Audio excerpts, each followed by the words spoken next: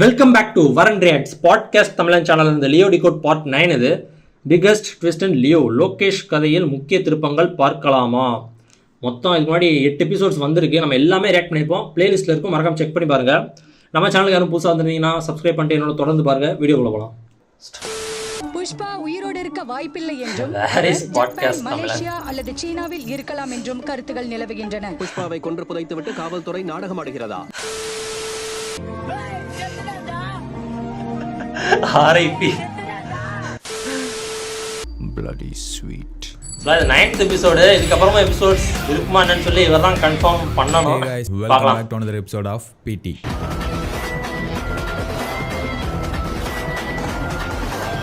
தேவா சரவணா தேவா பார்த்தா நீனும் சாவலையா? நாம இப்போ லியோ சீரிஸோட 9th பார்ட்ல இருக்கிறோம். பட் இந்த ஒரு பார்ட்டுக்கு மட்டும் நான் ஆல்மோஸ்ட் 15 டேஸ் எடுத்துக்கிட்டேன். அது ஏன் அப்படின்னு கேட்டீங்கன்னா, guys உங்களுக்கே தெரியும், நான் இதுக்கு முன்னாடியே ஒரு சில பார்ட்ஸ் எல்லாம் டிலே பண்ணியிருக்கேன். ஆனால் அதுக்கு நான் ரீசன்ஸும் கொடுத்தது இல்லை. பிகாஸ் ரீசன் பர்சனலா இருக்கனால அது சொன்னா சில்லியா இருக்கும் உங்களுக்கு. ஸோ நான் அதை ஜஸ்டிஸ் பண்ணவும் விரும்பல. ஆனால் அதை பத்தி பேசி இப்போ நம்ம டைம் வேஸ்ட் பண்ண வேண்டாம். நம்ம டைரக்டா வீடியோக்குள்ள போயிடலாம். So welcome to part 9. School டைம்னால அப்படி பண்ணிருக்காரோ? லீவ் வந்ததுக்கு அப்புறம் பண்ணிக்கலாம் அப்படின்னா லாஸ்டா நம்ம பார்ட் 7ல ஃபிளாஷ்பேக்ல அந்த இருதயராஜ் வந்து ஃபிளாஷ்பேக்கை சொல்லி முடிச்சிட்டு கிளம்புறாரு. அதோட நம்ம கதையை ஸ்டாப் பண்ணோம். ஒரு நாள் கதை கேட்டதுக்கு அரண்டு போய் நிற்கிறான். முழு கதை கேட்டா செத்துரு அம்பால இருக்கு. அந்த சீன் வரைக்கும் நம்ம இப்போ பார்த்துருக்கோம். பார்ட் 8ல வந்துட்டு ஃபுல் அண்ட் ஃபுல்லா நம்ம கதை எதுவுமே பார்க்கல. நான் சொன்ன லியோவோட ஃபிளாஷ்பேக்கை வந்துட்டு ஜஸ்டிஸ் பண்றதுக்கான படத்துல இருக்கக்கூடிய சின்ன சின்ன அசட்ஸ் ஆதாரம் என்ன அப்படிங்கறத நம்ம 8 பார்ட்ல பார்த்திருந்தோம். ஸோ இப்போ நம்ம 7ல அங்க விட்டதுல இருந்து நம்ம இப்போ கண்டினியூ பண்ணலாம். போன எபிசோட் அப்படிதான் இருக்கும், Q&A மாதிரி தான் இருக்கும். அண்ட் முக்கியமா நீங்க கேட்ட கேள்விகளுக்கு ரிப்ளை தான் பண்ணிருப்பாரு. ஒரு ஸ்டோரியில ஒரு ட்விஸ்ட் பண்ண போறேன். அண்ட் இந்த வீடியோவோட எண்ட்ல மட்டும் இல்ல, இதுக்கப்புறமே ஸ்டோரியில நிறைய ட்விஸ்டஸ் இருக்கு. ஏன்னா இது வரைக்கும் நம்ம பார்த்த படங்கள்ல LCU-க்குள்ள நம்ம ஓவரா இன்வால்வ் ஆயிட்டோம். லியோவை பத்தி பாக்குறத விட மத்த கேரக்டர்ஸ் பத்தி எல்லாம் நம்ம அதிகமா பாத்துக்கிட்டு இருந்தோம். அதாவது அந்த ஃபர்ஸ்ட் பார்ட் 3க்கு அப்புறமா இன்டர்வலுக்கு முன்னாடி வரைக்கும் நம்ம லியோவை தான் பாத்துக்கிட்டு இருந்தோம். லியோ கேரக்டர் எப்படி, லியோ யாரு, லியோ என்ன, லியோ எப்படி, லியோ லியோ அப்படிங்கிற மாதிரி லியோ பத்தி தான் பாத்துக்கிட்டு இருந்தோம். அண்ட் அதுக்கப்புறமா LCU உள்ள வந்ததுக்கு அப்புறமா நிறைய கேரக்டர்ஸ் இன்வால்வ் ஆச்சு. ஆனா லியோவோட ஃபோக்கஸ் வந்து நமக்கு மிஸ் ஆயிடுச்சு. உங்களுக்குமே அண்டர்ஸ்டாண்ட் பண்ணிக்க கொஞ்சம் காம்ப்ளிகேட்டா இருந்திருக்கும். பட் நம்ம அதெல்லாம் கடந்து வந்தாதான் இதெல்லாம் நம்மளால புரிஞ்சுக்க முடியும். சோ இதுக்கப்புறம் கதையில LCU பத்தி நான் பெருசா பேச போறது இல்ல. அங்கங்க சின்ன சின்ன இடங்கள்ல இருக்கக்கூடியதை மட்டும் தான் பேசுவேன். மத்தபடி ஃபர்ஸ்ட் பார்ட் 3 மாதிரியே லியோவை ஃபோக்கஸ் பண்ணி தான் நம்ம ஸ்டோரி டிராவல் பண்ண போறோம். ஆனா அதுல நிறைய ட்விஸ்டர்ஸ் எல்லாம் இருக்க போகுது. இதுவரையும் பார்த்ததுல நிறைய விஷயங்கள் மாறுபட போகுது. சோ அதெல்லாம் உங்களுக்கு கண்டிப்பா இன்ட்ரெஸ்டிங்கா இருக்கும் நம்புறேன். இந்த வீடியோட எண்ட்ல ஒரு விஷயத்தை பிரேக் பண்றேன். சோ இப்போ நம்ம ஸ்டோரிக்குள்ள போகலாம். ஜோஷியும் சத்யாவும் பார்த்திபனை விசாரிக்கிறதுக்காக ஒரு இடத்துக்கு போயிருக்காங்க. ஜோஷி லியோவை பத்தி லியோ சம்பந்தப்பட்ட ஒருத்தர் கிட்ட, அதாவது இருதயராஜ் கிட்ட அவரை விசாரிக்கிறதுக்காக போனாரு. அத நம்ம பார்த்தாச்சு. இப்போ சத்யா பார்த்திபனை பத்தி பார்த்திபன் சம்பந்தப்பட்டவர்கிட்ட விசாரிக்க போனாங்கல்ல. சோ அதுல இருந்து நம்ம இப்ப கண்டினியூ பண்ணலாம். அந்த பார்த்திபன் சம்பந்தப்பட்ட ஒருத்தர் இவருடைய பேர் வந்துட்டு தினேஷ். இவர் பார்த்திபன் கூட இருந்தவர் அப்படிங்கறதுனால ஆல்ரெடி பார்த்திருந்தோம். பார்த்திபனுக்கு யாருமே கிடையாது, அவர் ஒரு ஆசிரமத்துல வளர்ந்தவர். சோ இந்த தினேஷ்ங்கிறவரும் அவருடைய ஒரிஜினல் நேமும் தினேஷ் தான். பார்த்திபனை பத்தின எல்லாம் இவருக்கு தெரியும். அண்ட் சத்யா கிட்ட இந்த தினேஷ் பார்த்திபனோட 3rd standard photos, 4th standard photos, 5th standard photos வரைக்கும் காமிப்பாரு. இது 3rd ஸ்டாண்டர்ட் படிக்கும்போது எடுத்தது, இது 4வது படிக்கும்போது, இது 5வது படிக்கும்போது. இவ்வளவு தூரம் போட்டோஸ் ஆதாரங்கள் காட்டியும் சத்யா மூஞ்சில பெரிய அளவுக்கு அதை பார்த்து நம்புற மாதிரியான ரியாக்ஷன்ஸ் இருக்காது. பிகாஸ் சின்ன வயசு போட்டோ அது ஒண்ணு, அண்ட் போட்டோஸ்லாம் ஃபேக்கா ஈஸியா ரெடி பண்ணிடலாம். அதுவும் அவங்க மைண்ட்ல ஒண்ணு இருக்கும்ல. சோ அதனால அந்த போட்டோ ஆதாரங்கள் வந்துட்டு அவங்களுக்கு பெருசா சாட்டிஸ்ஃபைங்கா இல்ல. ஆனா அதை புரிஞ்சுக்கிட்ட தினேஷ் அவங்கள நம்ப வைக்கிறதுக்காக பார்த்திபன் காலேஜ் படிக்கிறதுக்காக வெளியூர் போனப்போ எனக்கு எழுதின லெட்டர் இது அப்படின்னு ஒரு லெட்டர் காமிக்கிறாரு. இது காலேஜ் படிக்கும்போது அவன் எனக்கு எழுதின லெட்டர். அந்த லெட்டர்ல என்ன எழுதிருக்கு அப்படின்னா, முதல் முறையா நம்ம எல்லையை விட்டு தாண்டி இவ்வளவு தூரம் வந்திருக்கேன். இந்த ஊர்ல தெரிஞ்ச முகங்கள் யாருமே இல்ல. இத்தனை வருஷமா தினமும் அதே ஆட்கள் கூட பழகி அவங்களோடவே வளர்ந்து இப்படி திடீர்னு இவ்வளவு பெரிய மாற்றம், இது புதுசாவும் இருக்கு, பயமாவும் இருக்கு. அங்க எல்லாரும் எப்படி இருக்காங்க? நம்ம முரளி என்ன சமையல் வாசம் இல்லாம மூக்கும் வயிறும் ஏங்குது. பசங்களை எல்லாம் பார்த்து இருக்க சொல்லு. வேலை ஏதாச்சும் தேடலாம்னு இருக்கேன். கை செலவுக்கு யாரையும் நம்பாம படிப்பு முடிகிற வரைக்கும் என் தேவைகளை யாருக்கும் சுமையா இல்லாம நானே பாத்துக்கிட்டா நல்லா இருக்கும். அதுக்கப்புறம் உள்ள வேட்ஸ் எல்லாம் கொஞ்சம் ஹைட் ஆயிருக்கு. அது என்ன இருக்கும்னா, உன் கூட பேசினா கொஞ்சம் மனசுல இருக்க கவலையும் பயமும் குறைஞ்ச மாதிரி இருக்கும். சோ நீயும் உன்னோட உடம்ப பாத்துக்கோ, பதில் லெட்டர் போடு. அண்ட் லைக் அந்த மாதிரி பேசி முடிச்சிருப்பாரா இருக்கும். சோ இப்போ இந்த லெட்டர்ல இருந்தே தெரியுது, இந்த தினேஷ்ங்கிறவரு பார்த்திபன் அப்படிங்கிற ஒருத்தவனோட ஒரு க்ளோஸ் ஆன ஒருத்தர். இவர்கிட்ட ஒரு விஷயத்தை ஷேர் பண்ணிட்டோம் அப்படின்னா அவர் மனசுல இருக்கிற பாரமே அவருக்கு குறைஞ்ச மாதிரி ஆயிரும். அந்த மாதிரி ஒரு பாண்டிங் இருக்கக்கூடிய ஒருத்தவங்க இவங்க 2 பேர். சோ அதனால தான் சத்யா இந்த தினேஷ்ங்கிறவர்கிட்ட வந்துட்டு பார்த்திபனை கன்ஃபார்ம் பண்ண வந்திருக்காங்க. அண்ட் அவர்கிட்டயுமே பார்த்திபனுக்கான இவ்வளோ ஆதாரங்கள் இருக்குது. அண்ட் அந்த போட்டோஸ் எல்லாம் பார்த்துட்டு சத்யா நம்பாம இருந்தாங்கல்ல, அதை புரிஞ்சுக்கிட்ட தினேஷ் இந்த லெட்டரை கொடுத்தாருல. இந்த லெட்டரை பார்த்ததும் சத்யா வந்துட்டு நம்பிடுவாங்க. இந்த லெட்டரை பார்த்ததுக்கு அப்புறமா தான் அப்பாடா அப்படிங்கிற மாதிரி இவன் பார்த்திபன் தான் அப்படின்னு கன்ஃபார்ம் ஆவாங்க. அது ஏன் அப்படின்னா ஒண்ணு வந்துட்டு அந்த லெட்டர்ல வந்துட்டு யதார்த்தமான வார்த்தைகள் இருக்குது. இவரோட சமையலை மிஸ் பண்றேன், பசங்களை எல்லாம் பார்த்துக்கோ, மனசுக்கு ஆறுதலா இருக்கு, பயமா இருக்கு, இப்படிங்கிற மாதிரியான யதார்த்தமான வார்த்தைகள் இருக்கு. அண்ட் செகண்ட் ஒன் வந்துட்டு அது வந்துட்டு ஒரு பழைய பேப்பர், பல வருஷத்துக்கு முன்னாடி அவர் காலேஜ் படிக்கும் போது எழுதின ஒரு லெட்டர் அப்படிங்கிற ஒரு அப்பியரன்ஸ் அந்த லெட்டர்ல இருக்குது. அண்ட் தேர்ட் ஒன் தான் இம்பார்ட்டன்ட் ஒன். இந்த ரெண்டு விஷயத்தை கூட ஃபேக் பண்ணலாம், நினைச்சா ஃபேக் பண்ணலாம் ஈஸியா. பட் தேர்ட் ஒன் வந்துட்டு ஹேண்ட் ரைட்டிங். பார்த்திபனோட ஹேண்ட் ரைட்டிங் வந்துட்டு அந்த லெட்டர்ல இருக்குது. ஹேண்ட் ரைட்டிங்குமே ஃபேக் பண்ணலாம். பட் ஆனா இத்தனை வருஷமா பார்த்திபனோட ஹேண்ட் ரைட்டிங் எப்படி இருக்கும் அப்படின்னு சத்யாக்கு தெரியும். சோ இப்போ நம்ம பார்த்திபனுக்கு தெரியாம ஒரு இடத்துக்கு வந்திருக்கோம். அங்க எக்ஸாக்ட்டான பார்த்திபனோட ஹேண்ட் ரைட்டிங் இருக்குது. சோ பாஸ்ட்ல என்ன இருக்குதோ காலேஜ் டைம்ல எழுதுனதுனா கண்டிப்பா மாறி இருக்கும் ஹேண்ட் ரைட்டிங். நான் சொல்ற அந்த பார்த்திபனும் நம்ம கூட இருக்கிற பார்த்திபனும் ஒண்ணுதான். சோ பார்த்திபன் தான் அப்படிங்கிற மாதிரி எக்ஸாக்ட்டா இருக்காது, பட் ஓரளவு ரிசம்பிள் பண்ற மாதிரி இருக்காங்க. அப்பாடா இவன் பார்த்திபன் தான் அப்படிங்கிற மாதிரி. அதுக்கப்புறமா அந்த தினேஷ்ங்கிறவர்கிட்ட சத்யா ஒரு விஷயத்த சொல்ல வருவாங்க. நான் உங்ககிட்ட ஒன்னு கேட்கலாமா? உங்களை அண்ணனா நினைச்சு கேட்கிறேன். சோ இப்படி அவங்க சொல்ல வரும்போது அதை ஸ்டாப் பண்ணிட்டு தினேஷ் அவங்க சொல்ல வர்றதே சொல்லுவாரு. நீங்க என்ன சொல்ல வரீங்கன்றது எனக்கு புரியுது. நான் அவன்கிட்ட எதுவும் சொல்ல மாட்டேன். நீங்க அவனுக்கு தெரியாம பாத்துக்கோங்க, தெரிஞ்சதுன்னா உடஞ்சிடுவோம். இப்பங்க தினேஷ் சொல்ற இந்த வார்த்தைகள் எப்படின்னா, இதுவரை சந்தேகப்பட்டது பட்டதாவே இருக்கட்டும், இப்பதான் கிளியர் ஆயிருச்சுல்ல, இதுவரைக்கும் நடந்ததை நான் அவனுக்கு தெரியாம பாத்துக்கிறேன். பட் இனிமே என்னதான் சந்தேகப்படக்கூடிய சூழ்நிலை வந்தாலும் நீங்க சந்தேகப்பட்டுறாதீங்க. இந்த விஷயம் அவனுக்கு தெரிஞ்சாலே உடஞ்சிருவான். பட் இதுக்கு மேலே அது நடந்துச்சுன்னா அது ஒரு பெரிய இம்பாக்ட் ஆகும் அப்படிங்கிற மாதிரி அந்த ரிலேஷன்ஷிப் வச்சு ஒரு பயம் உறுத்துறாரு அவர். இனிமே நம்ம சந்தேகப்படணும் அப்படிங்கிற அந்த எண்ணமே சத்யாவுக்கு இனிமே வரக்கூடாது. இந்த மாதிரி திரும்ப வந்து நிக்க கூடாது, இந்த மாதிரி திரும்ப வேற யாருக்கிட்டையும் போய் நிக்க கூடாது அப்படிங்கிறதுக்காக அப்படி உங்க அழுத்தமான ஒரு வார்த்தைகளை சொல்றாரு. நான் அவன்கிட்ட எதுவும் சொல்ல அவரே கண் கலங்கி தான் சொல்றாரு. தெரியாம பாத்துக்கோங்க, தெரிஞ்சதுன்னா உடஞ்சிடுவோம். ஆனா அதை கேட்டு சத்யா வந்துட்டு ஓகேப்பா, இனிமே அவ்வளவுதான்ப்பா, என் புருஷன் வந்துட்டு பார்த்திபன் தான்ப்பா, இனிமே நம்ம சந்தேகப்படக்கூடாது அப்படிங்கிற ஒரு ரியாக்ஷனோட முடிக்கிறாங்க அந்த சீனை. இந்த சீன் முடிஞ்சிருச்சு. பட் ஆனா நான் பார்த்திபன் யாருங்கிறத வந்துட்டு சொல்லணும் இல்லையா? அதாவது இந்த சீன்ல இந்த தினேஷ்ங்கிறவர் இப்படி ஒரு விஷயத்த சொல்றாரு. பட் இந்த விஷயத்த சொல்லும் போது அவர் கண்ணை பாத்தீங்கன்னா அவர் கண் கலங்கி இருக்கும். அவருடைய கண் வந்து வருத்தத்துல இருக்கும். நமக்கு நெருக்கமான ஒருத்தவங்க இல்லாம போய் அந்த ஒரு நெருக்கமான ஒருத்தவங்க ஏதாவது ஒரு தருணத்துல நமக்கு ஞாபகப்படுத்துற மாதிரி ஏதாவது ஒண்ணு நடந்து நமக்கு ஞாபகம் வரும்போது, அவங்களுடைய ஞாபகம் நமக்கு வரும்போது, அந்த ஒரு சிச்சுவேஷன்ல நம்ம வேற ஒரு பெர்ஃபார்மன்ஸும் பண்ணணும், வேற ஒருத்தவங்களுக்காக வேற ஒரு பெர்ஃபார்மன்ஸும் பண்ணணும். நமக்கு நெருக்கமான அந்த ஒருத்தவங்கள ஞாபகமும் படுத்திக்கிடணும் நம்ம. சோ அப்போ ஒரு ரெண்டு எமோஷன் நம்ம ஃபேஸ்ல வரும் பாருங்க. அந்த எமோஷன் தான் இப்ப தினேஷ் ஒரிஜினல் பார்த்திபன் பதிலா இன்னொரு பார்த்திபன் வந்து பேசுறாரு. அதனால அழகிய தமிழ் மகன் படம் பார்த்திருப்பீங்க எல்லாரும். அந்த படத்துல குருங்கிற ஒரு பையனும் அபிங்கிற ஒரு பொண்ணும் லவ்வர்ஸா இருப்பாங்க. ரெண்டு பேருமே ஒருத்தர் லவ் பண்ணிக்கிட்டு இருப்பாங்க. அண்ட் ஒரு டைம்ல அவங்களுக்குள்ள ஏற்பட்ட மிஸ் அண்டர்ஸ்டாண்டிங்கால வர பிடிக்கல, அதனால தான் போய் சொன்னேன். எரிச்சல கலப்பாம போன்னு சொல்றேன். ரெண்டு பேரும் அவங்களுக்குள்ள ஒரு டிஸ்டன்ஸ் மெயின்டைன் பண்ணி பிரேக் எடுத்துப்பாங்க. அதாவது அந்த குருங்கிறவர் தான் எடுத்துப்பாரு. இப்போதைக்கு உன்னை விட்டு விலகி இருக்கிறதா அதுக்கு ஒரே வழி. ஆனா அந்த டைம்ல அபிங்கிறவங்க குருவை ரொம்ப மிஸ் பண்ண ஆரம்பிச்சிருவாங்க. அண்ட் அந்த டைம்ல அச்சல் குருவே மாதிரியே இருக்கிற இன்னொருத்தர் பிரசாத் அப்படிங்கிற ஒருத்தர் உள்ள வருவாரு. சார் எங்க சார் போனோம்? சிட்டிலேயே பெரிய ஹோட்டல் எதுவோ அங்க போனோம். இருடி கச்சேரிய வந்து வச்சுக்கிறேன். இதோட வர்த்தன ஒரு 3.25 கோடி இருக்குமா? அவரை பார்த்ததும் அபிங்கிறவங்க குருன்னு நினைச்சு குரு, நாளா உன்னை பார்க்காம பேசாம நான் எவ்வளவு துடிச்சு போயிட்டேன் தெரியுமா? ஆனா இந்த பிரசாத்ங்கிறவரு ஒரு நெகட்டிவான ஒரு ஆளு. சோ இந்த ரிலேஷன்ஷிப் அவரோடது கிடையாது. பட் ஆனா இதுல அவருக்கு லாபம் இருக்குது. அழகான பொண்ணு அளவில்லாத சொத்தும் அனுபவிக்கிறவன் கையில இருந்தா தான் அழகு. நான் இருந்து அனுபவிக்கலான்னு முடிவு பண்ணிட்டேன். சோ அதனால இப்படி ஒரு விஷயத்தை இக்னோர் பண்ணாம அவர் அதை அக்செப்ட் பண்ணிக்கிறாரு. இதனால அந்த சாங் வரும், பொன்மகள் வந்தா.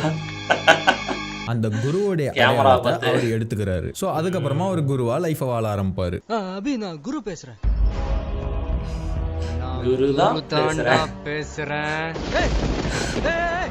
ஆல்மோஸ்ட் சேம் அதே தான் இங்கேயும். பட் இதுல என்ன ஒரு மாற்றம்னா, அந்த மாற்றத்துக்கான அந்த ஸ்டோரியை வந்துட்டு நான் ஃபுல் கான்ஃபிடென்ட்டா நான் வந்துட்டு சொல்ல முடியாது. நான் லைட்டா தான் சொல்லுவேன். ஏன்னா அது என்ன நமக்கு தெரியாது இல்லையா? சோ சொன்னா அதை அடிச்சு விடுற மாதிரி இருக்கும். என்னன்னா பார்த்திபன் அப்படிங்கிறவங்கள சத்யாவுக்கு ஒன் சைடடா பிடிக்கும். ஒரே இடத்துல இருக்கிறவங்களா அடிக்கடி பாக்குறவங்களா தெரியாது. பட் பார்த்திபன் நல்ல மனுஷன் இல்லையா? அவர் அங்கங்க சில நல்ல விஷயங்கள் பண்ற மாதிரியோ சத்யாவை இம்ப்ரெஸ் பண்ற மாதிரியோ சில விஷயங்கள் அவர் யதார்த்தமா பண்ணியிருக்கலாம். அது ஒன் சைடடா சத்யாவுக்கு அவங்கள பார்த்து பிடிச்சிருக்கலாம். இந்த மாதிரி அங்கங்க வேற வேற இடங்கள் இடங்கள்ல பார்த்திருக்கலாம், பிடிச்சிருக்கலாம். ஆனா அத மாதிரி ஒரு டைம் மூணாறுல ட்ரெக்கிங் போயிருக்கும் போது லியோ அங்க வந்திருந்த போது ரொம்ப நாளைக்கு அப்புறமா நமக்கு பிடிச்ச பார்த்திபன் தானே இவன் அப்படின்னு சத்யா நினைச்சு அதே மாதிரி லியோவை போய் பார்த்திபன் நினைச்சு அப்ரோச் பண்ணி, ஆனா இந்த அழகிய தமிழ் மகன் படத்துல அந்த பிரசாத் கேரக்டர் இந்த ஒரு நிலைமையில அந்த ஒரு விஷயத்தை அக்செப்ட் பண்ணிருக்கான ரீசன் வந்துட்டு அழகான பொண்ணு, அளவில்லாத சொத்து. சோ இந்த ஒரு ரெண்டு விஷயத்தினாலதான் அவர் அந்த ஒரு ரிலேஷன்ஷிப்பை அக்செப்ட் பண்ணிப்பாரு. பட் இங்க லியோ வந்துட்டு நம்ம ஏற்கனவே பிளாஷ்பேக்ல பார்த்த மாதிரி தான் அவருக்குமே சத்யாவை பார்க்கும்போது பிடிச்சிருக்கு. சோ அந்த ஒரு விஷயத்துக்கும் நம்மள பிடிச்சிருக்கு,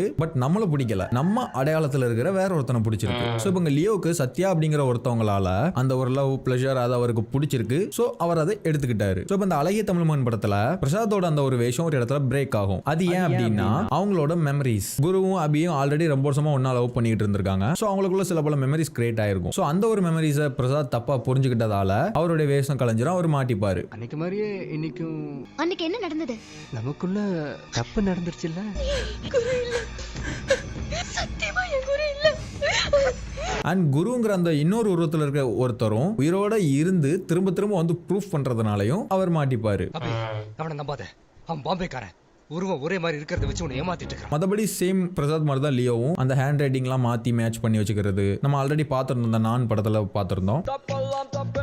இந்த எபிசோட்ல ஒரு விஷயத்தை கொஞ்சம் மாற்றி சொல்லியிருக்காரு பட் சொல்லலாம். இந்த சில விஷயங்களால பிரசாத் மாறினார் இல்லையா. பட் லியோ வந்துட்டு அந்த தப்பெல்லாம் பண்ணல. இல்ல, கொஞ்சம் டீடைல்டா சொல்லியிருக்காரு சொல்லலாம். இல்ல, பார்த்திபனுக்கும் சத்யா யாருன்னு தெரியாது. சத்யாவுக்கு தான் பார்த்திபனை பிடிச்சிருந்தது. ஸோ அப்போ அந்த மெமரிஸ் எல்லாம் கிரியேட் ஆக வாய்ப்பே கிடையாது. லியோ என்ன கொடுக்குறாரோ அதுல இருந்து தான் அவங்களோட ரிலேஷன்ஷிப்போட மெமரி ஸ்டார்ட் ஆகுது. ஸோ அந்த மாதிரி பிரச்சனைகள் இங்க கிடையாது. இருக்கிற ஒரே பிரச்சனை அதே உருவத்தில் இருக்கிற அந்த உண்மையான பார்த்திபன். சோ அப்படின்னா அதை லியோ மிச்சம் வைப்பாரா? அவருக்கு வேண்டிய வாழ்க்கைக்கான தடையா இருக்கிறத அவர் மிச்சம் வைப்பாரா? அதாவது பார்த்திபன் அப்படிங்கிற ஒருத்தவனை கொலை பண்ணிட்டு அவனோட இடத்தை இவர் எடுத்துக்கிட்டாரு. சோ லியோவாவும் செத்துட்டாரு. அண்ட் சேம் டைம் பார்த்திபன் ஒருத்தவங்க அவருடைய உருவத்துல இவரும் பார்த்திபனா பிறந்துட்டாரு. சோ இதுதான் நடந்திருக்கு. இதுக்கு முன்னாடி வந்த எபிசோட்ஸ்லாம் வேற மாதிரி சொல்லிருப்பாரு. தினேஷ்ங்கிறவருக்கு தெரியுமா என்னன்னு தெரியல. எல்லா விஷயம் தெரிஞ்சிருக்கலாம், அல்லது ஏதாவது பிளாக்மெயில் பண்ணிருக்கலாம், மேபி அது எதுவா வேணாலும் இருக்கலாம். அதனாலதான் அவர் அங்க ரெண்டு விஷயத்துக்கான ரெண்டு எமோஷனை அந்த இடத்துல காட்டுறாரு. கண்ணுல உண்மையும் கவலையும், பேச்சுல பொய்யும் இருக்கு அந்த இடத்துல. அண்ட் அப்புறமா இந்த சீன் சத்யா நம்புறதோட இந்த இடத்துல முடியுது. தென் பார்த்திபன் சிண்டு தூங்க வச்சுட்டு வீட்டுல இருக்கிறாரு. ஆனா அப்ப அவருக்கு அங்க ஒரு போன் கால் வருது. போலீஸ் கால் பண்ணி எமர்ஜென்சி சொல்லி காஃபி ஷாப்புக்கு கூப்பிடுறாங்க. கொஞ்சம் உடனே கிளம்பி காஃபி ஷாப் வாங்கலாம், இட்ஸ் எமர்ஜென்சி. உடனே கிளம்பி அவங்க வராரு. அங்க ஆம்புலன்ஸ், போலீஸ் ஜீப் அப்படின்னு கூட்டமா இருக்குது. பதட்டமா வந்து பாக்குறாரு. காஃபி ஷாப்போட நேம் போர்ட் மேல ஒரு பணம் ஒண்ணு கிடக்குது. கழுத்துல கட்டி தொங்க போட்ட ஒரு பணம் ஒண்ணு கிடக்குது. அது யாருன்னா பார்ட் 5ல நம்ம பார்த்தோம். கபே அப்படிங்கிற ஒருத்தர் வெளியில போன அந்த லியோவுடைய முகத்தை தெரிஞ்சுக்கிட்டு மும்பைக்கு தெரிய வந்த அந்த லியோவுடைய முகம் அங்க இருந்து வந்து அவருடைய காஃபி ஷாப்புக்கு அவரை பார்க்க வந்த அந்த ஒருத்தர் தான் அங்க இறந்து போய் கிடக்குறாரு. இப்ப அங்க என்ன நடக்குதுன்னா அந்த பொதுமக்கள் உள்ள ஒருத்தர் அங்க என்ன நடந்துச்சு அப்படிங்கறத வந்துட்டு போலீஸ்காரங்க கிட்ட சொல்றாரு. என்னன்னு தெரியல சார், என் நண்பனை பார்த்துட்டேன் அப்படின்னு ரொம்ப சந்தோஷமா சரக்கு அடிச்சிட்டு இருந்தாரு. போற வரவங்களுக்குலாம் வேற சரக்கு வாங்கி கொடுத்தாரு சார். அதுக்கப்புறம் ஃபுல் போதையில வெளில கிளம்பினாரு. ரோட்ல நின்று யார்கிட்டயே ரொம்ப நேரம் போன்ல பேசிட்டு இருந்தாரு. அதுக்கப்புறம் ஒரு 4-5 கார்ல வந்தவங்க அவரை பிடிச்சி இழுத்துட்டு போனாங்க சார். பிளாக் கலர் காடி தான். சோ இப்போ இதுல இருந்து நமக்கு என்ன புரியுதுன்னா லியோவுடைய நெருங்கிய நண்பன் தான் இந்த கபே. சோ அதனால ஆந்தனி தாஸ் இவரை கொன்னுட்டாரு. அந்த எமோஷனை ட்ரிகர் பண்ணி லியோவை வெளியே கொண்டு வர பாக்குறாரு. அண்ட் இந்த ஒரு விஷயத்துக்கும் கூட லியோ தன்னோட எமோஷனை வெளியில காட்டாம ஹோல்ட் பண்ணிடுறாரு. ஆந்தனி தாஸ் நினைச்சது நடக்கல அப்படிங்கிற ஒரு விஷயம் தான் அந்த என்டையர் சீன்லயுமே நமக்கு கன்வே ஆச்சு.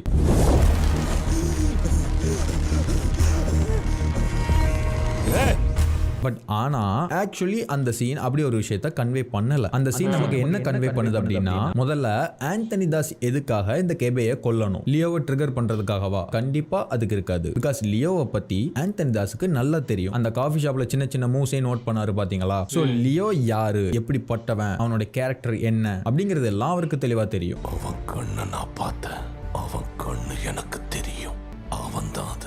ஸோ ஃபிளாஷ்பேக்ல சொன்ன ஒரு டைலாக் தான். ஃபிளாஷ்பேக்ல சில விஷயங்கள்லாம் உண்மைன்னு பார்த்துருந்தோம் இல்லையா? ஆனால் அதுல இருந்து இந்த டைலாக் எடுத்துடலாம். பட் இது கெபே கிட்ட சொல்ற மாதிரி இருக்கும். ஆனா அது கிடையாது. அந்த சீனை மறந்துருங்க. அந்த டைலாக மட்டும் ஒரு கேரக்டர்ல இருந்து எடுத்துக்கோங்க. எனக்கு இந்த சரக்கு தவிர நண்பன் மயிறு எதுவுமே முக்கியம் கிடையாது. ஸோ இந்த நண்பன் அப்படிங்கிற ஒரு எமோஷனை எல்லாம் அவர் காட்ட மாட்டாரு. அதெல்லாம் அவருக்கு மாதிரி அப்படிங்கறது அவருக்கு தெரியும் ஆந்தனி தாஸ்க்கு. ஸோ அப்போ இதை பண்ணிருக்க வேண்டிய அவசியமே இல்லை. அண்ட் கெபேமே காஃபி ஷாப்ல இருந்து இவன் லியோ தான் அப்படிங்கறத கன்ஃபார்ம் பண்ணிட்டு தான் போவாரு. ஸோ இப்போ ஆந்தனி தாஸுமே கன்ஃபார்ம் பண்ணிடுவாரு. பட் அதை அவன் வாயில இருந்து வர வைக்கிறதுக்காக ட்ரை பண்ணிக்கிட்டு இருப்பாரு. ஸோ இவன் லியோ தான் அப்படிங்கிற உண்மை தெரிஞ்ச இன்னொருத்தனும் அங்க இருக்கான் அப்படிங்கும் போது அது ஆண்டனி தாஸுக்கு வந்துட்டு அட்வான்டேஜ் தானே. அது அவருக்கும் ஒரு எக்ஸ்ட்ரா ஒரு ஆதாரம் தானே சத்யா கிட்ட போய் இவன் லியோ தான் அப்படிங்கறத ப்ரூவ் பண்றதுக்கு. ஸோ அப்படிப்பட்ட ஒரு ஆதாரத்தை எதுக்காக ஆண்டனி தாஸ் அழிக்கணும்? ஸோ ஆண்டனி தாஸ் இந்த கொலையை பண்ணியிருக்கிறதுக்கு காரணமும் இல்ல, ஆதாரமும் இல்ல, வாய்ப்பே இல்ல முதல்ல. ஸோ அப்ப இந்த கெபேங்கிறவரை கொலை பண்ணது ஆண்டனி தாஸோட காரணத்துக்கு அப்படியே ஆப்போசிட்டா யோசிங்க. லியோ தான் இதை பண்ணியிருக்கிறாரு. ஏன்னா இவனும் ஒன் ஆஃப் த எவிடன்ஸ். நாம லியோ தான் அப்படிங்கறது தெரிஞ்ச ஒரு எவிடன்ஸ். அந்த ஒரு எவிடன்ஸை தான் அவர் அழிச்சிருக்கிறாரு. அடுத்த நிமிஷம் அவன் சாக போறவனா இருக்கணும், இல்ல ஆல்ரெடி செத்தவன். அதாவது இவரு முந்தின நாள் காலையில காஃபி ஷாப் வருவாரு, தனியா தான் வருவாரு. இவன் லியோங்கிற உண்மையை தெரிஞ்சுக்கிட்டு தான் போவாரு. பட் ஏன் அப்ப அவரை கொலை பண்ணல? அப்ப ஏன் கொலை பண்ணல அப்படிங்கிறது காரணம் என்னவா இருக்கும்னா, இருதயராஜ் டிசோசா மாதிரி லியோ மேல அக்கறைப்படுற ஒருத்தர் தானா இவரு. ஏன்னா இவன் இப்படி இருக்கான்னு தெரிஞ்சும் தனியா தான் பார்க்க வந்திருக்கிறாரு. சோ லியோ மேல இவருக்கு ஒரு பாசம் இருக்குது போல, ஒரு நெருங்கிய நண்பன் போல. உன்னை பார்த்துட்டல, அது போதுண்டா அப்படிங்கிற ஒரு ஃபீலிங்ஸ் இருந்ததால லியோ கொல்லாம விட்டுட்டாரோ. அப்போ அதுக்கப்புறமா மறுநாள் அந்த ஸ்ட்ரேஞ்சர் சொன்ன மாதிரி நல்ல தண்ணியை போட்டுட்டு ஃபுல் போதைத இருதயராஜ் சொன்ன மாதிரியே பார்ட் 7ல பார்த்திருந்தோம். எல்லா பொய்யையும் தெளிவா சொல்லி லியோவை காப்பாத்தி விடுவாரு. கடைசியில சரக்கடிச்ச போதையில ஒரு விஷயத்த உளறிட்டு போவாருங்கிற மாதிரி பார்த்திருந்தோம் நம்ம.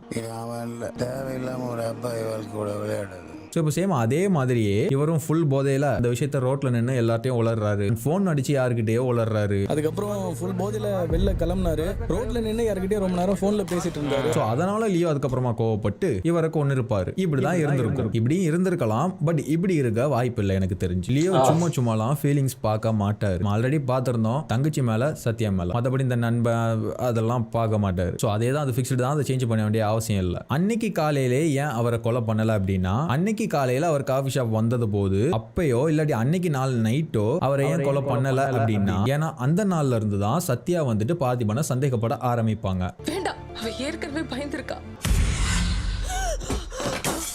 மறுநாள் காலையில இருந்து எவிடன்ஸ் எல்லாம் கலெக்ட் பண்ண ஆரம்பிப்பாங்க. சர்டிபிகேட்ஸ் போட்டோ எல்லாம் உனக்கு அனுப்பிட்டேன். அது ஃபோர்ஜ்டா என்னன்னு மட்டும் எனக்கு தெரியணும். ஓகே. அன்னைக்கு நைட்டே ஜோசியும் சத்யாவும் வேற வேற ஊருக்கு போய் விசாரிக்கிறதுக்காக போவாங்க. வந்துட்டு இருக்கேன். You make all the arrangements please. நான் இன்னைக்கு நைட்க்குள்ள வந்துடுறேன். ஏன் இந்நேரத்துக்கு கஷ்டப்பட்டுக்கிட்டு? சோ யார் இல்லன்னு தெரிஞ்சு இதான் கரெக்டான டைம் சொல்லி கொண்டு வரோம். சத்யா முந்தின நாள் சந்தேகப்பட ஆரம்பிச்சதால அதுக்கிடையில வெளியில போய் அவர் கொலை பண்ணார் அப்படின்னா, சப்போஸ் இந்த டைம்ல கொலை நடந்திருக்கு அப்படின்னு தெரிய வந்துச்சுன்னா அதே டைம்ல அவர் வெளியில போயிருக்காரு அப்படிங்கறதை மேட்ச் பண்ணி ஏற்கனவே சந்தேகம் இருக்கு, அப்ப கன்ஃபார்ம் பண்ணிடுவாங்க அப்படிங்கறதுனால அவர் வெளியில போக மாட்டார். மறுநாள் காலையிலயுமே அவர் வெளியில போக மாட்டார். அந்த நாள் நைட்டு சத்யாவும் ஜோஷியும் ஊரை விட்டு வெளியில போயிருவாங்க. அண்ட் லியோக்கு தெரியும் அவங்க எதுக்கு போறாங்க அப்படின்னு. அவனை கொலை பண்ணிருக்காரு. அப்படின்னா இந்த டைம்லயுமே கரெக்டா எக்ஸாக்டா அந்த டைத்துல அவர் வெளியில போயிருக்காரு. அப்ப கொலை நடந்திருக்கு, அதை வச்சுமே மேட்ச் பண்ணுவாங்கல்ல அப்படின்னு கேட்டீங்கன்னா, அதாவது அவர் வீட்டுல சும்மா பொறுமையா தான் உட்கார்ந்து இருப்பாரு. அப்பதான் சத்யா கால் பண்ணி இந்த மாதிரி போய் சொல்ல தெரியாம ஒரு கான்வர்சேஷன் நடக்கும் பார்த்திருந்தோம் நம்ம. அப்போ சொல்லுவாங்க சித்தார்த் இந்த மாதிரி வெளியில போயிட்டான், பாரு பார்த்திங்கிற மாதிரி சொல்லுவாங்க. வீட்டுக்கு வந்துட்டானா? எங்க இருக்கா? சோ அந்த கேப்ல போட்டு தள்ளி இருப்பாருன்னு சொல்றாரு போல. இந்த தியரி நல்லா இருக்குங்க. அதுக்கு லியோக்கு ஒரு காரணம் கிடைச்சிருச்சு. அந்த கேப்பை யூஸ் பண்ணி தான் கெபேயை கொண்டிருப்பாரு. ஃபர்ஸ்ட் போய் கெபேயை கொன்னுட்டு அதுக்கப்புறமா சித்தார்த்தை கூட்டிட்டு வீட்டுக்கு வந்து உட்கார்ந்திருப்பாரு. அப்ப அந்த போன் கால் வரும், எமர்ஜென்சி காஃபி ஷாப் வருவாரு. அங்க கெபேயோட டெட் பாடி கிடக்கும். சரக்கு அடிச்சிட்டு இருந்தா சார். என்னன்னு தெரியல சார், என் நண்பனை பார்த்துட்டேன்.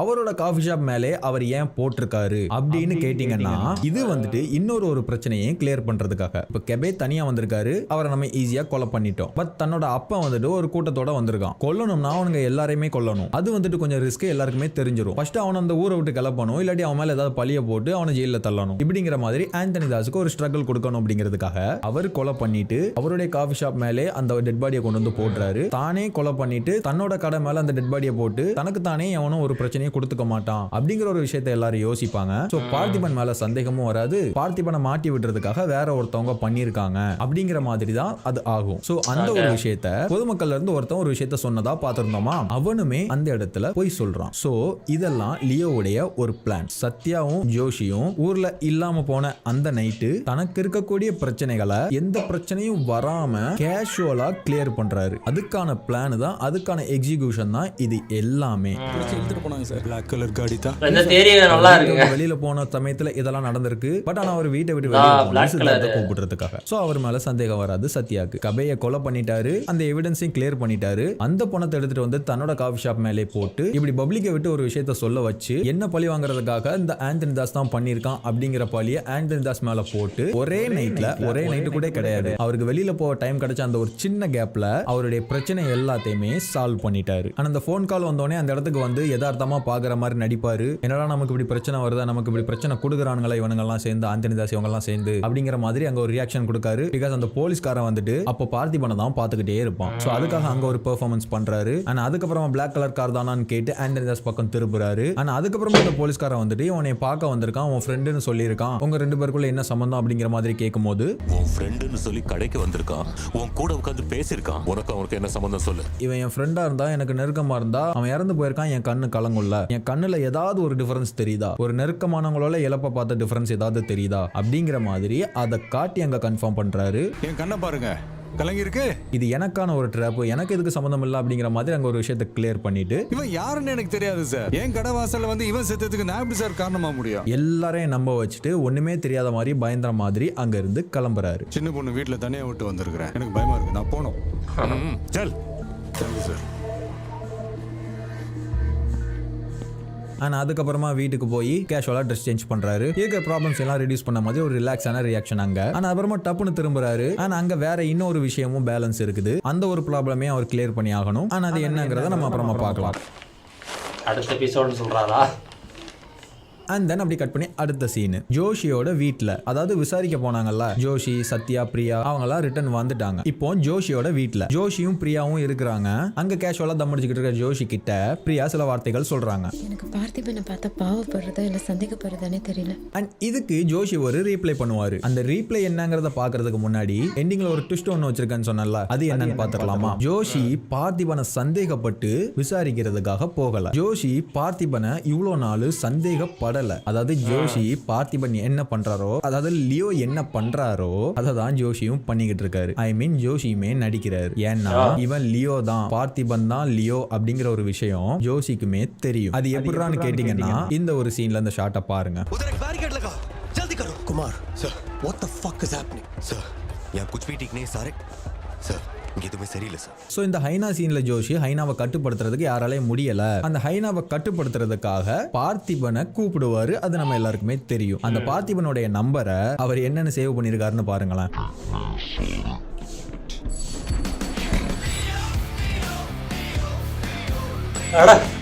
ஸோ லியோ பார்த்திபனா இருக்கிறதுக்கு ஜோஷியுமே ஹெல்ப் பண்றாரு. அது எப்படி விக்ரம் அண்ட் விக்ரமோட ஸ்குவாட் தானே ஹெல்ப் பண்றாங்க அப்படிங்கிற மாதிரியான நீ சொன்ன கரெக்ட் தான், நான் தான் சொன்னேன். ஏன் ஜோஷியுமே விக்ரம் ஸ்குவாடா இருக்கக்கூடாது? எவ்வளோ வாய்ப்பு இருக்குல்ல, அவருமே விக்ரம் ஸ்குவாடா இருக்கலாம்.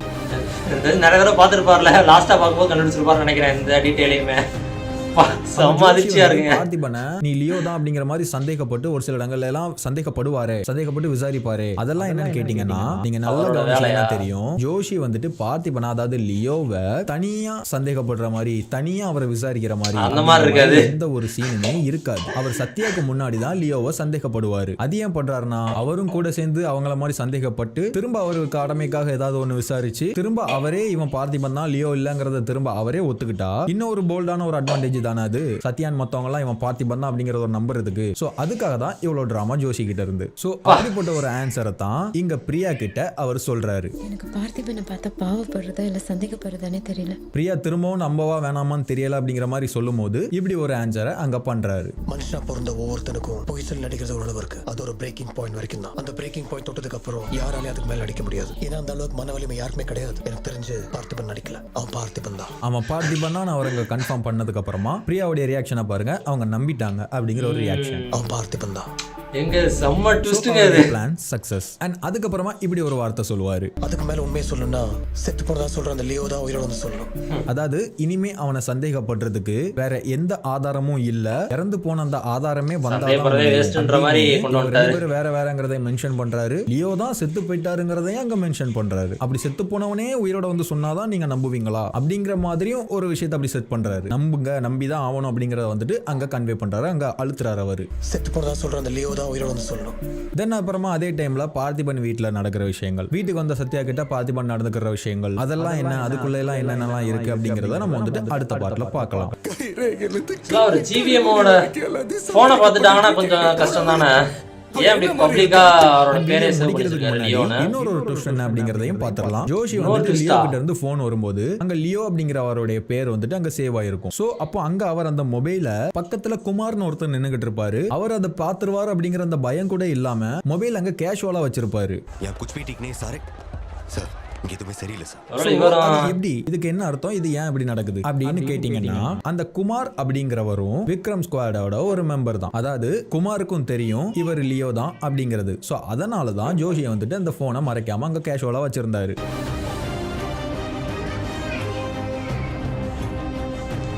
இவர்தான் ஹெல்ப் பண்ணுவார், அந்த எவிடன்ஸ்லாம் எடுத்து கொடுப்பாரு. க்ளீனா பிஹேவ் பண்றவர். இவர்கிட்ட பேட் வேர்ட்ஸ் யூஸ் பண்ணுவாரு. Kumar sir, what the fuck is happening? And Joshi வந்துட்டு அந்த போலீஸ் ஸ்டேஷன் சீன்லயுமே அங்கேயுமே ஒரு பேட் வேர்ட் யூஸ் பண்ணுவாரு.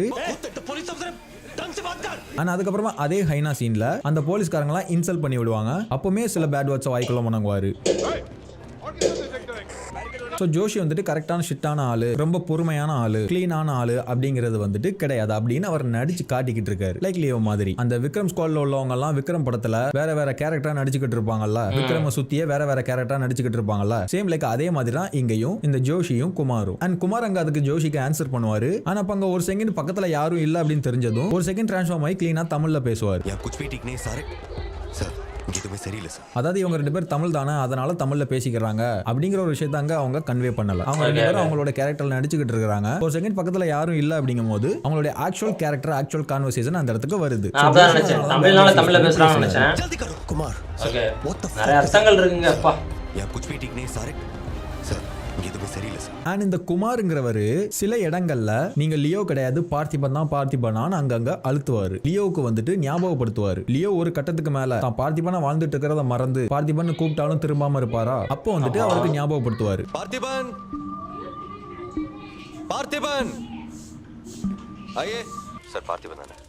ஆமா. ஜோஷியுமே ஒரு இடத்துல அந்த இன்சிடென்ட் நடந்த அந்த இடத்துல, அதாவது லியோவா அவரை ஃபீல் பண்ண அந்த இடத்துல பார்த்திபன் கூப்பிட்டு அவருக்கு அந்த விஷயத்தை ஞாபகப்படுத்துவாரு. அவங்க 2 பேரோட அந்த பார்வைக்கான அர்த்தம் என்னங்கிறது உங்களுக்கே புரியும். பார்த்திபன்,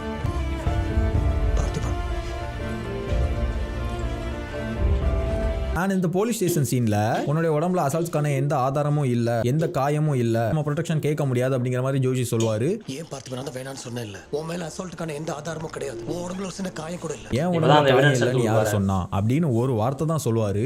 என் உடம்புல காயம் இல்லைன்னு யார் சொன்னா? ஆனா அந்த ஒரு வார்த்தையிலே ஜோஷிக்கு வந்து அண்டர்ஸ்டாண்ட் ஆகுது. 2 பேரும் ஜஸ்ட் திரும்பி பாத்துக்கிறாங்க. ஆனா அந்த இடத்துல அவங்களோட 2 பேரோட ஆக்சுவல் கேரக்டர் வந்துட்டு அங்க தெரியுது. அவங்களோட அண்டர்ஸ்டாண்டிங் லெவல வச்சே அங்க தெரியுது. என் உடம்புல காயம் இல்லைன்னு யார் சொன்னா? வேற ஒரு பெர்ஸ்பெக்டிவ்ல இப்ப நம்ம பாத்துட்டு இருக்கோம் எல்லாத்தையும். இது ஒரு லீகலான விஷயம் கிடையாது. ஜோஷி வந்துட்டு மிஸ்டர் பெர்ஃபெக்ட்டா இருந்தா இதுக்கு எப்படி அலோவ் பண்ணிருப்பாரு? சோ இதுல ஒன்ஸ் தெரியுது ஜோஷி வந்துட்டு மிஸ்டர் பெர்ஃபெக்ட்டா நடிச்சுக்கிட்டு இருக்காரு அப்படின்னு. ஆனா அதனாலதான் அந்த கோடு போட்டு இல்லீகலா அந்த ஒரு விஷயம் பண்ணுவாங்க. ஆனா அந்த வெப்பனை இல்லீகலா எடுத்து கொடுக்கறது யாருன்னு பாத்தீங்கன்னா அது குமார். ஆமா, இது கம்ப்ளீட்டா இப்ப